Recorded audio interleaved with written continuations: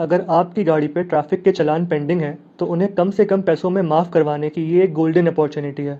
13 सितंबर को देश के हर स्टेट और डिस्ट्रिक्ट में लगने वाली है राष्ट्रीय लोक अदालत, जहां जाके आप अपने गाड़ी पे लगे चालानों को कम से कम पैसों में माफ़ करवा सकते हैं।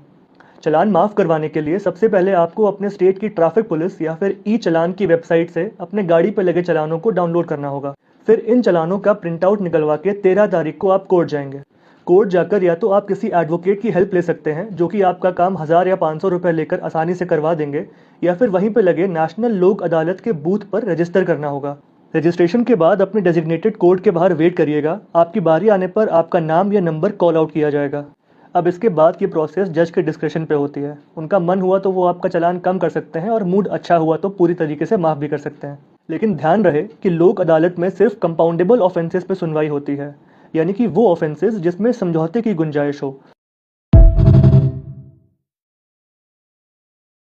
अगर आपकी गाड़ी पे ट्रैफिक के चालान पेंडिंग हैं, तो उन्हें कम से कम पैसों में माफ़ करवाने की ये एक गोल्डन अपॉर्चुनिटी है।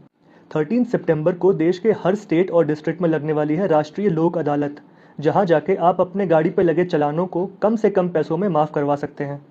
चालान माफ़ करवाने के लिए सबसे पहले आपको अपने स्टेट की ट्रैफिक पुलिस या फिर ई चालान की वेबसाइट से अपने गाड़ी पे लगे चालानों को डाउनलोड करना होगा। फिर इन चालानों का प्रिंट आउट निकलवा के 13 तारीख को आप कोर्ट जाएंगे। कोर्ट जाकर या तो आप किसी एडवोकेट की हेल्प ले सकते हैं, जो कि आपका काम 1000 या 500 रुपए लेकर आसानी से करवा देंगे, या फिर वहीं पे लगे नेशनल लोक अदालत के बूथ पर रजिस्टर करना होगा। रजिस्ट्रेशन के बाद अपने डेजिग्नेटेड कोर्ट के बाहर वेट करिएगा। आपकी बारी आने पर आपका नाम या नंबर कॉल आउट किया जाएगा।